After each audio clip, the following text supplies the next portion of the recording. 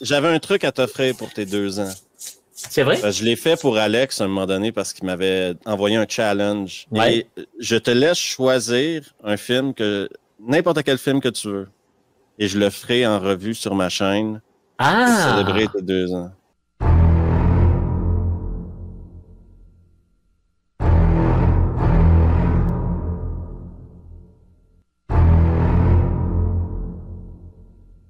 C'est dans ces moments-là où je me dis qu'il faut vraiment que j'apprenne à fermer ma grande gueule de con. Oui, parce qu'aujourd'hui, je me retrouve à faire un des films avec la prémisse la plus débile de l'histoire du cinéma. Un requin vengeur. Fallait quand même y penser, quoi. Donc, sans plus tarder, et afin, bien sûr, de rendre hommage à Fred et à sa chaîne des toiles et des poils. De 1987, Les Dents de la Mer 4, La Revanche. Et ça commence maintenant. Je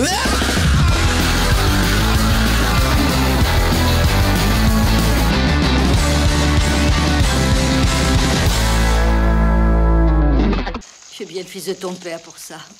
Il ne pouvait pas attendre d'être à table pour manger. Le film commence par nous prendre pour des cons. Oui, parce que un réalisateur, un producteur, un scénariste se sont dit pourquoi ne pas faire un film de requin durant la période de Noël. Oui, vous m'avez bien entendu, Jazz Cat, La Revanche se passe durant la période de Noël.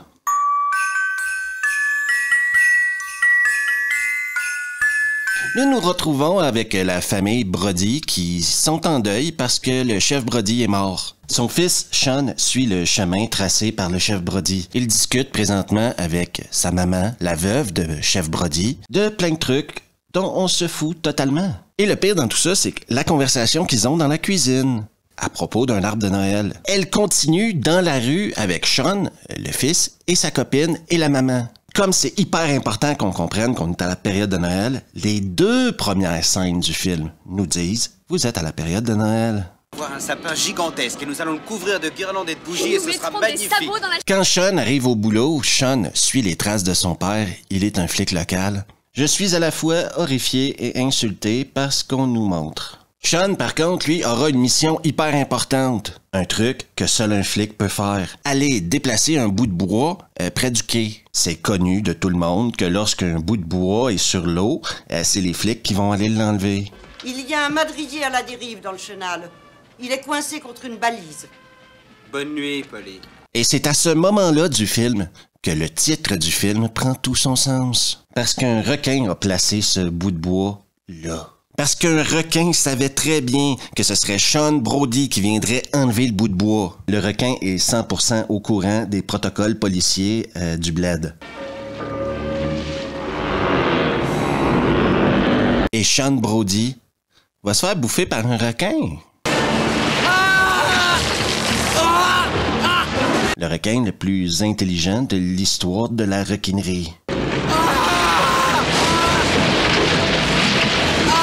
Pour la mère de Sean et la veuve du chef Brody, c'est une catastrophe. Les requins n'ont apparemment aucun respect pour rien. En pleine période de Noël, ils ont tué son fils. Michael, son second fils, se pointe enfin en ville, question d'aller aux funérailles de son frère. Et c'est là que la veuve Brody va sortir sa théorie. Fallait y penser. Preuve que quand on souhaite faire une suite, on trouve toujours un moyen de faire une suite. Ce n'est pas un hasard. Il en avait après Sean comme après ton père. Je ne suis pas un spécialiste des requins, mais je voudrais souligner à tout le monde, avant que vous vous en inquiétez, que les probabilités de se faire attaquer par un requin sur la côte est des États-Unis en plein mois de décembre sont très, très, très minces.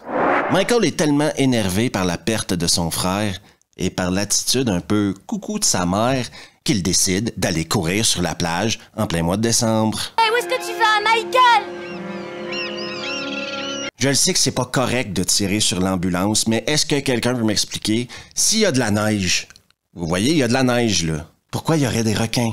Michael finit par convaincre sa maman de le suivre aux Bahamas où il bosse afin de passer le temps des fêtes avec lui et sa famille. Arrivé aux Bahamas, on rencontre un pilote d'avion joué par Michael Caine. Et sincèrement, si je suis dans un petit avion comme ça et que le mec commence à faire des... Dès que je sors de l'avion, je le bute. Ensuite, tu fais ça, tu vois, et alors les maisons remplissent. Je vous parlerai pas du chauffeur de taxi qui chante une chanson de Noël. Je vous parlerai pas non plus de la petite fille qui commence vite à me saouler. J'ai pas envie de vous expliquer pourquoi Michael vit dans un bidonville. J'ai juste envie de vous dire qu'il collectionne les coquillages. Michael, tu vas nous faire faillite si ça continue comme ça.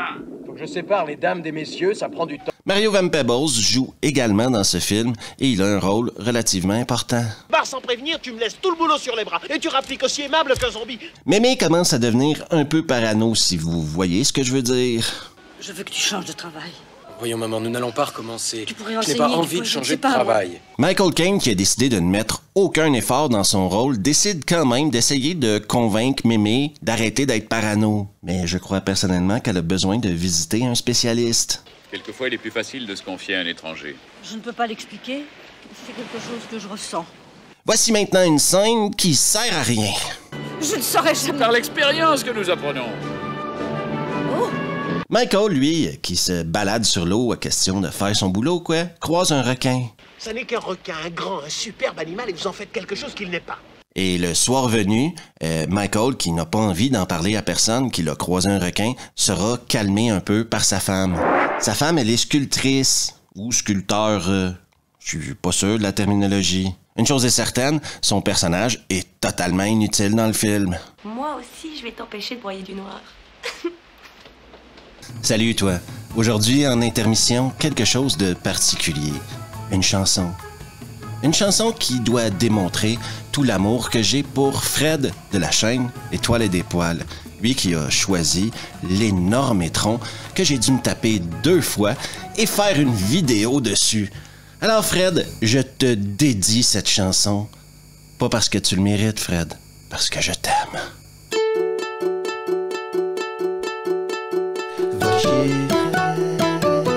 va chier, oui, va donc chier, Fred. Ma grand-mère avec des films de merde, oh, va chier, Fred. Oh, va chier, Fred. Oh, va donc chier, oui, mange la main avec des films de merde. Oh, va chier, Fred. Alors n'oubliez surtout pas d'aller vous abonner à la chaîne de Fred d'Étoile et des poils si ce n'est toujours pas fait. Et tant qu'à y être, abonnez-vous donc à la mienne. Juste ici, c'est un pouce bleu, activez les notifs et partagez la vidéo avec vos potes. On retourne aux Dents de la Mer 4, la revanche.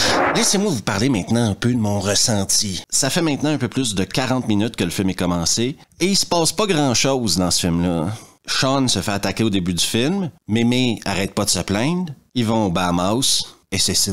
En plus, maintenant, on continue à jouer avec ma patience lors d'une scène dans un casino pour le Nouvel An. Les blagues pourries sont bien sûr au rendez-vous. C'est catastrophique. C'est une question de point de vue. Même si on est rendu au 4e film, apparemment, personne ne connaît rien sur les requins. On est toujours en mode « je veux en savoir plus sur les requins ». Michael, lui, dit « non, Mario, je ne veux pas en savoir plus sur les requins. Les requins, c'est dangereux. Ils ont tué mon frère. » Mon papa a eu une expérience également qui a été extrêmement traumatisante pour lui. Mais Mario va finir par convaincre Michael que c'est une bonne idée d'étudier le requin.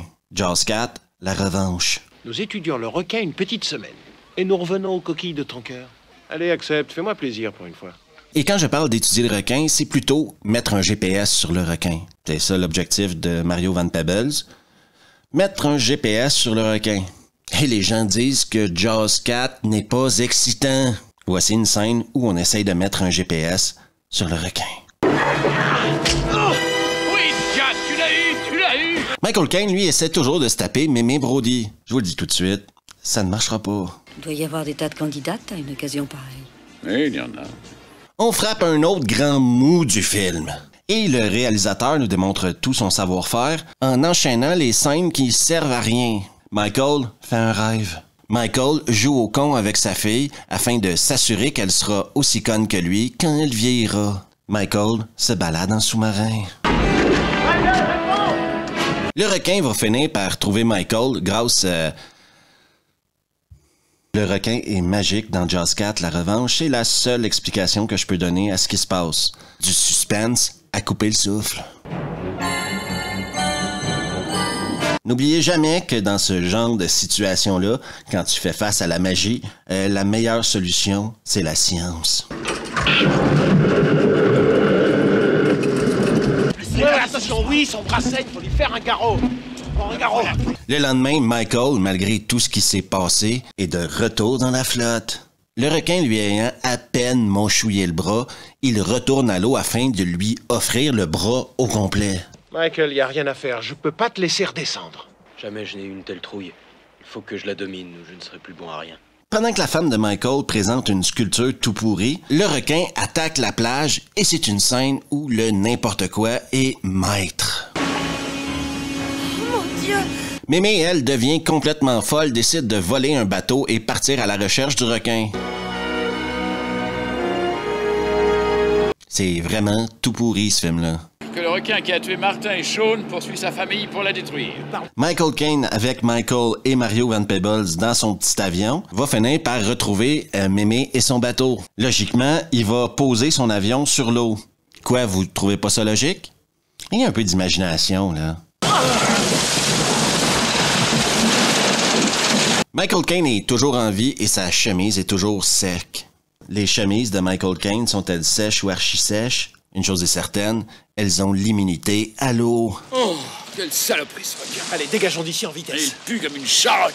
Mais c'est également le moment où on envoie chier la science, parce que la science, c'est de la merde. Il suit. Nous ajoutons une antenne là et nous avons une chaise électrique maison. Pas tout à fait, mais tu brûles. Mario va trouver le moyen de mettre un truc dans la gueule du requin. Malheureusement pour Mario, un des trucs qu'il va mettre dans la gueule du requin, c'est son lui-même.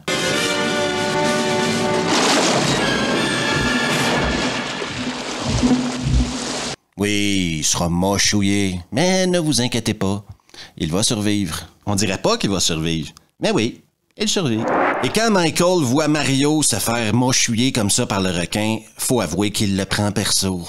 Les Dents de la Mer 4, la revanche, cette fois, c'est personnel.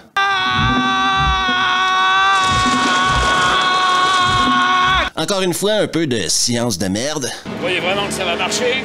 Si ça ne marche pas, nous trouverons autre chose, mais il ne nous échappera pas. Et c'est Mémé qui va prendre les choses en main.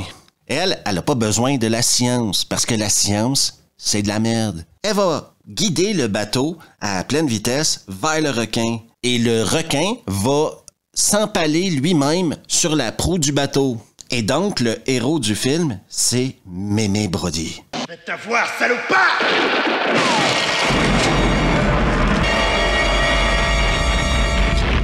Comme je vous disais plus tôt, Mario est toujours en vie. Ce qui est arrivé, tu devrais pas être vivant. Je t'ai dit. Et c'est la fin des Dents de la Mer 4, la revanche. Vous allez rater votre correspondance si vous ne mentez pas, Hélène. Il y a vraiment pas grand-chose à dire sur ce film-là parce que, fondamentalement, c'est pas un bon film. Objectivement, personne peut regarder ce film-là et y trouver des qualités. On voit clairement que tous les acteurs impliqués dans le projet le font uniquement pour le pognon. Tout le monde s'en fout. On peut même argumenter que le réalisateur s'en foutait aussi, le mec des effets spéciaux, et même le mec qui s'occupait de la bouffe devait s'en foutre. Et comme par surprise, eh ben, ça se voit à l'écran, tout le monde s'en fout. Je ferai pas un exposé philosophique sur à quel point Jaws 4 c'est de la merde, parce que je pense que vous avez compris que c'en était. Je conseille ce film-là à absolument personne. Si vous souhaitez voir des nanars, des bons nanars, j'en ai fait plein sur ma chaîne. Le truc avec Jaws 4, c'est que oui, il y a des bouts qui te font rire. Il y a des moments complètement ridicules et la prémisse du film est 100% stupide. Mais il y a également une grosse heure d'ennui. Hein. Et ça, c'est le plus grand crime qu'un nanar ne puisse commettre. T'ennuyer, te faire chier, te faire perdre ton temps. Et je dirais qu'il est là le plus gros défaut des Dents de la Mer. Ça devait faire 25 ans que je l'avais pas vu et je m'en étais pas ennuyé du tout. Par contre, le film m'a ennuyé. Il y a des longueurs interminables dans ce film-là. Le visionnement du film est bien sûr à vos risques et périls, et oui, il y a 2-3 trucs débiles qui vont vous faire marrer, mais je ne peux pas conseiller ce film-là aux gens que je respecte. Même à ceux que je respecte pas, je pense. Merci à tout le monde d'avoir pris le temps de regarder la vidéo, et si vous aimez le contenu, n'hésitez surtout pas à vous abonner juste ici, à laisser un pouce bleu, activer les notifs, partager la vidéo avec vos potes, et on se revoit la prochaine fois. Ah!